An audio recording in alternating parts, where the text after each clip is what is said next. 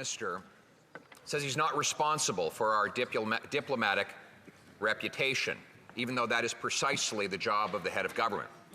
Like when he says he's not responsible for the inflationary spending that led prices and interest rates to rise faster than at any time in history. He's not responsible for housing costs doubling after he promised to lower them. He's not responsible for dressing up in racist costumes so many times he can't remember that's all Canadians that needed to learn a lesson from his personal conduct. And now he says he's not responsible to vet the very people that come into contact with a visiting head of state. Is it that he's not responsible or that he's irresponsible?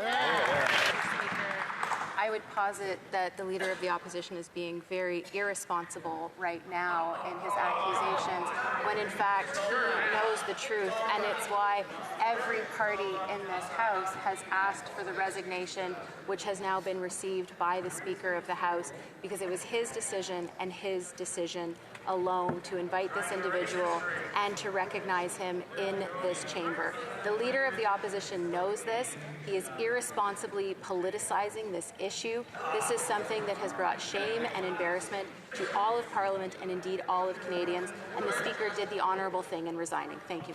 Well, I am responsible enough to show up for work, Mr. Speaker. You know, I mean this literally. Has there ever been a greater diplomatic embarrassment in the history of our country? I mean it literally.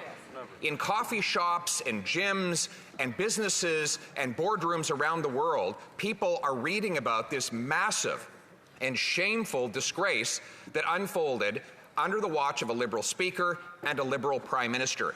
And yet, he can't even show up for work. Where is he, and why is he hiding under a rock today?